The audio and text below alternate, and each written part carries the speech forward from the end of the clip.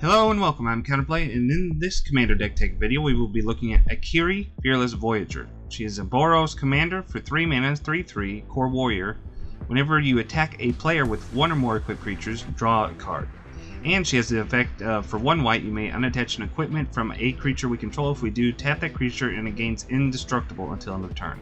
So the strategy with this commander is we're going to be wanting to attack each of our opponents with a creature that is also equipped in order to maximize our draw from this trigger. So going through the creatures here, I'm including a lot of really low cost mana creatures. We can get them out early, get them equipped early, and start drawing cards even faster with our commander. So first off, we have the Battlefield Raptor for 1 white. It's a 1/2 bird, flying in first strike. It's a flying evasive creature, just easy to equip and send at our opponents. Next up we have the Fervent Champion for 1 red. It's a 1/1 human knight, first strike haste. Its main ability we want it for is equip abilities you activate that target Fervent Champion costs 3 less to activate. So it's going to be an easy equip target for our equipments.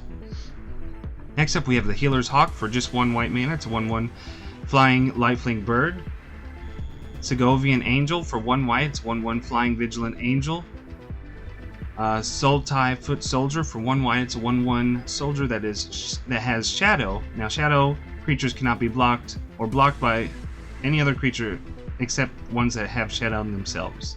So this is going to get through almost guaranteed with no other shadow creatures on the field.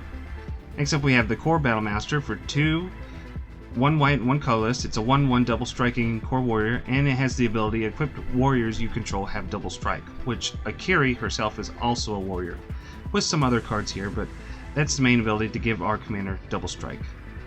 Next up we have the Pure Steel Paladin for 2 white. It's a 2/2 human knight. Whenever an equipment enters the battlefield under our control, we may draw a card. So we're going to be drawing cards at the same time as playing our equipments, and with its Metalcraft ability, equipments you control equip for 0 as long as you control 3 or more artifacts. So this will allow us to equip things for free if we have enough equipment or enough artifacts out to trigger the Metalcraft.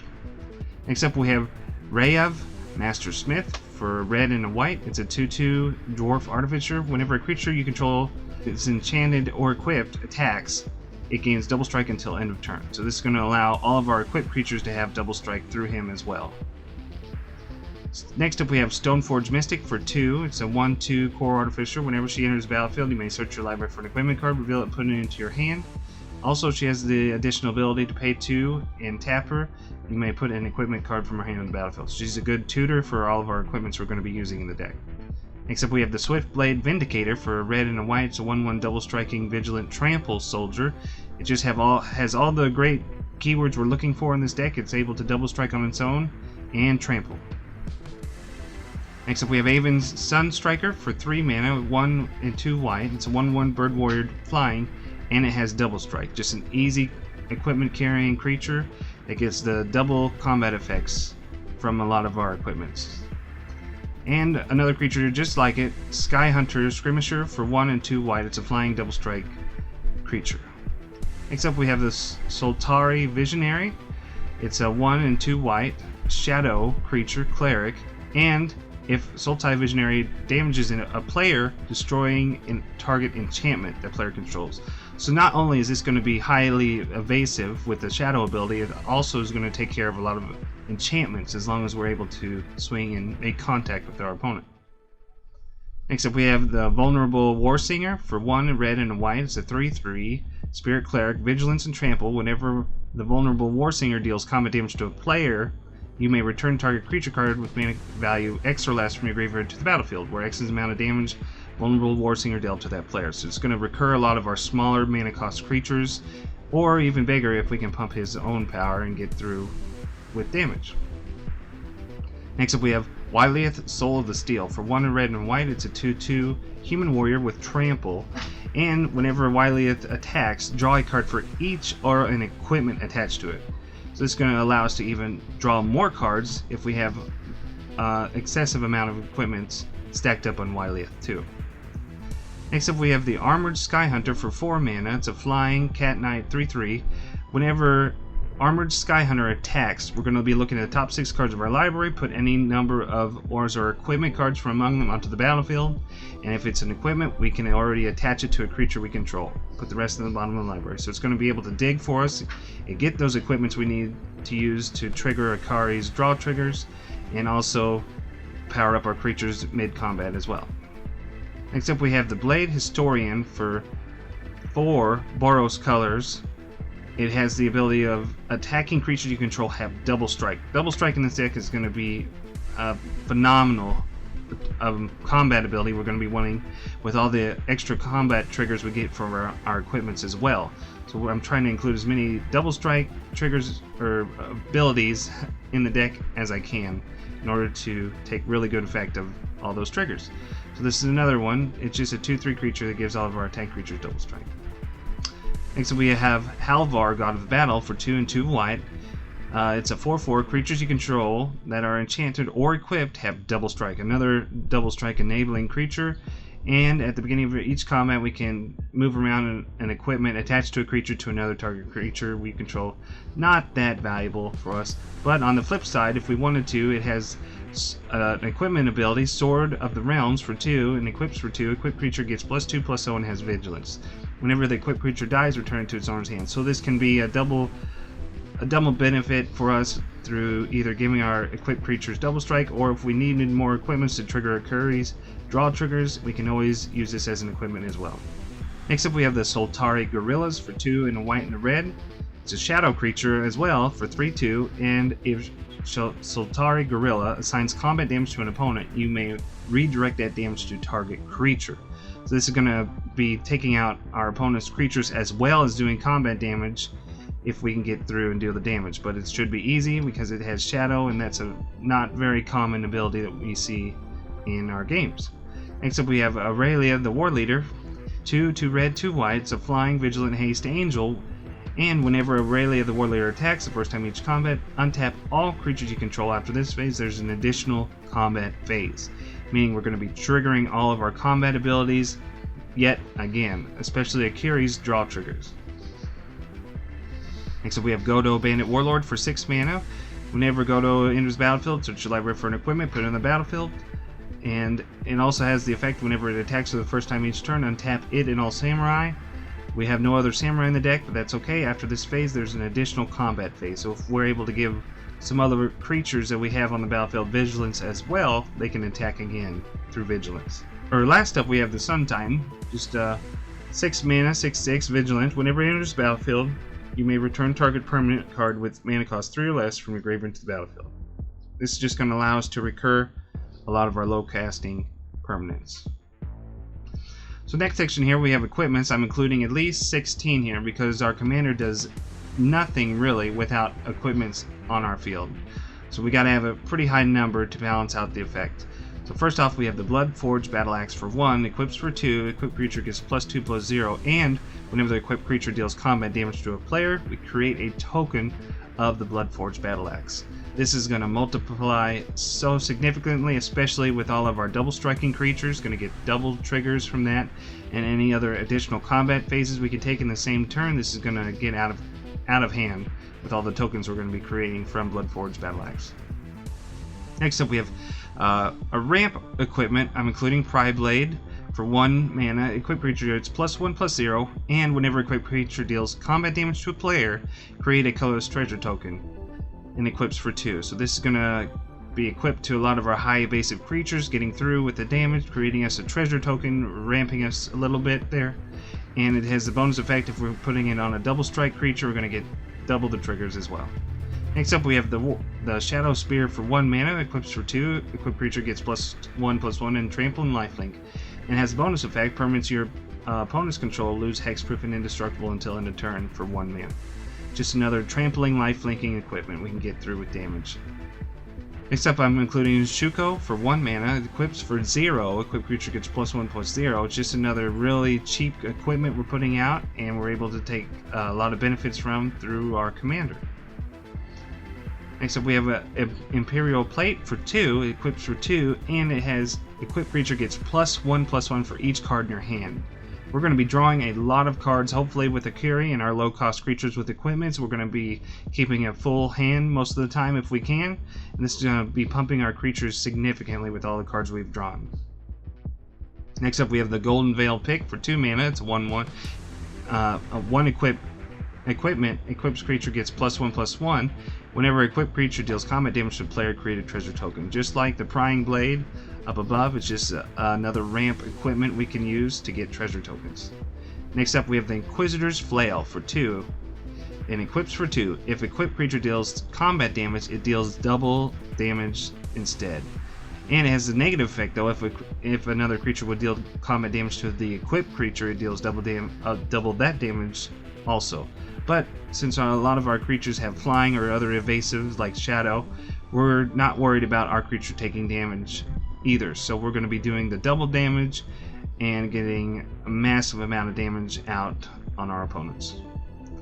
Next up, we have the Lightning Grease for 2 mana, equips for 0, but equipped creature has haste and shroud. So the shroud doesn't really mix well with a lot of our equipment triggered abilities, but it gives our creatures haste and equips for 0. If we have enough creatures out, we can always just move it around and equip how we want. Next up, we have Mask of Memory for 2 and a 1 mana 2 equip. Equipped creature deals combat damage to a player. You may draw 2 cards. If you do, discard a card. This is going to be a really massive draw engine for us. If we're able to put it on a double striking creature, we're going to be drawing 4 and discarding 2. It just helps us draw some more cards through the game. Next up, we have the Sword of the Animus for 2. It's a 2 mana equipped creature gets +1/+1. Whenever a equipped creature attacks, you may search your library for a basic land card, put the battlefield tap, and shuffle. This is another ramp equipment. Next up, we have Hand of Vecna for 3 mana, equips for 2, or you can pay 1 life for each card in your hand to equip. At the beginning of combat on your turn, the equipped creature or creature you control named Vecna gets +X/+X until end of turn, where X is the number of cards in your hand.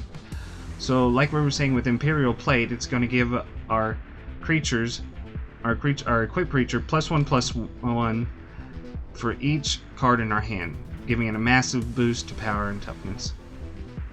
Next up, we have the Sunforger for 3. It equips for 3. Equipped creature gets +4/+0, and unattached Sunforger. We can search our library for a white and red instance card converted mana cost 4 or less. And we have a whole package of instants and sorceries that goes with this card.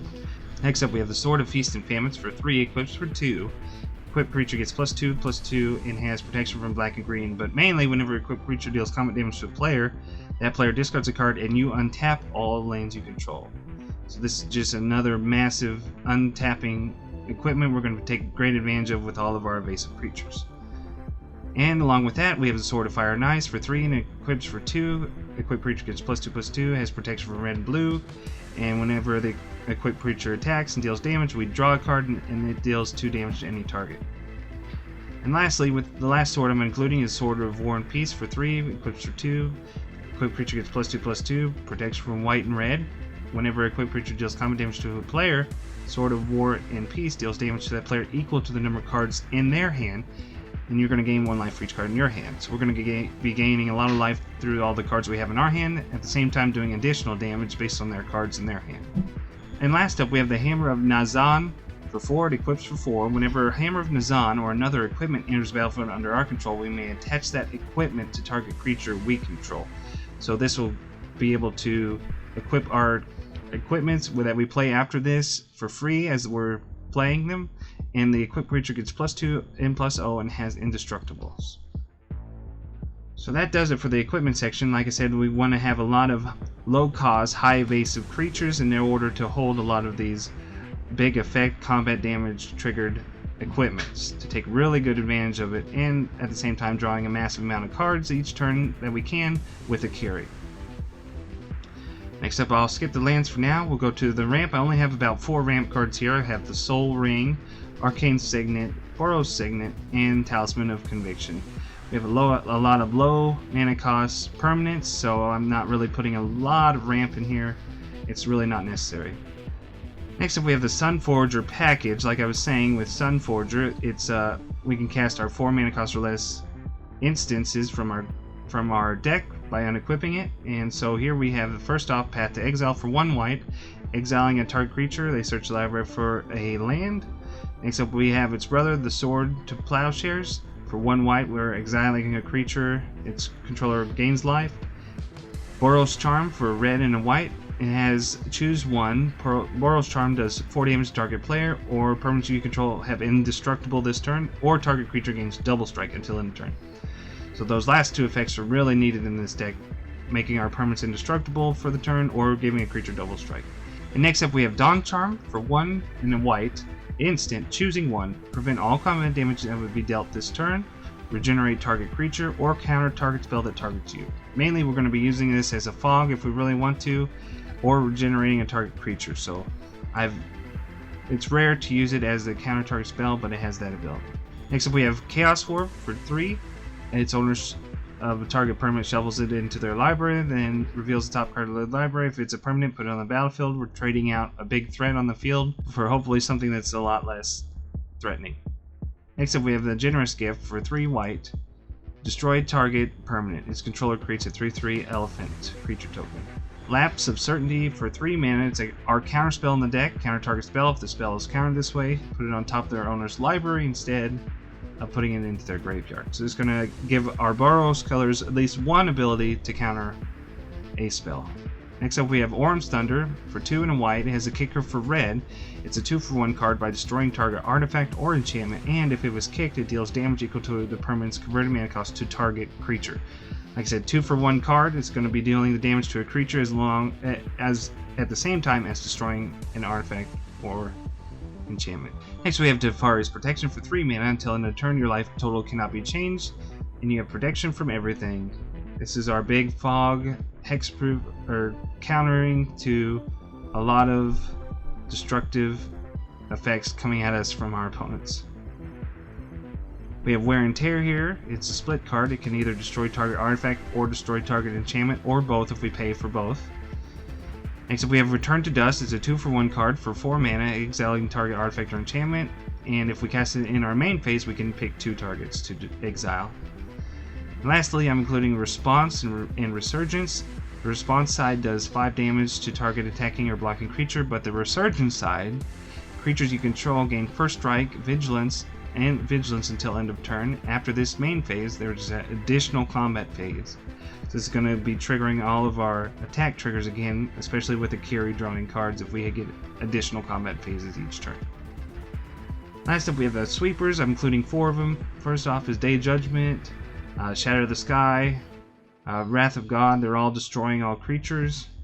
And lastly, Blasphemous Act for 9 mana. It's going to do 13 damage to each creature, but costs 1 less for each creature on the battlefield. In the last category here, I'm just including some tutors for our equipments. This is an Enlightened Tutor. Search your library for artifact and enchantment and put it on top. Next up we have the Steel Shaper's Gift. Search your library for an equipment card, reveal it, and put it into your hand for 1 white. Fighter's Class for a red and a white. It's an enchantment class. Whenever it enters the battlefield, search your library for an equipment card, reveal it, and put it into our hand. And it has a level 2 ability. For 3 mana, equip abilities we activate cost 2 less, potentially making our equipments cost nothing to equip after that.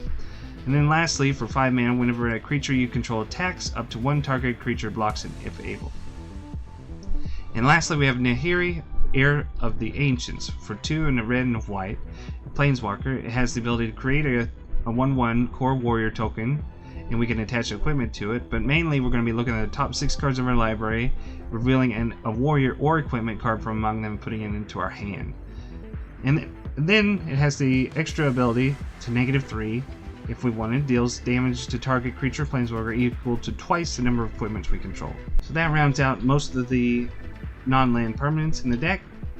I'll go through some of the lands here. I have 37 lands, but we have a tutor land here from Oxguard Armory. If we want to, we can sacrifice it and search a library for an aura or equipment, reveal it, put it into our hand. And we have Buried Ruin that has the effect to sacrifice it, return target artifact from our graveyard to our hand. And we also have the Mistveiled Plains. It enters battlefield tap. It's a plains, but it has the ability to pay 1 white, tap it, return target card from your graveyard and put it on the bottom of your library. Activate this only if you control 2 or more white permanents. So what we're using this one for is we're going to be able to use our Sunforger ability to search up a lot of our control cards, or just cast them on their own, and if we're wanting to, we can put it back into our deck with the Mistveiled Plains and tutor them up again. So if we wanted to, let's say, use our counterspell multiple times, we're able to put that back in our deck through Mistveiled Plains and reuse it through Sunforger again and again. I'm also including Scavenger Grounds. It has the desert ability to pay to sacrifice itself as a desert, exiling all cards from all graveyards. This is just a way for us to interact with a lot of the graveyard decks we're going to be facing. And lastly, I'm including the Sunhome Fortress of the Legion. It's a land that has the ability to give target creature double strike until end of turn. Double strike's going to be a massive ability we're going to be wanting to put on our creatures with equipments to get extra triggers from all of the swords and other effects that we're going to be doing through combat damage. So here's the mana cost of the deck. As you can see, we have a low mana curve of 1, 2, and 3 of the majority of our cards in the deck. And 62% of the cards in our deck need a white mana. So 73% of the lands we have in the deck can produce that white mana. 27% of the symbols in our deck require red, which is 43% of our lands can produce red. And lastly, we have 32% of our deck meaning colorless. So this is all of our equipments and artifacts.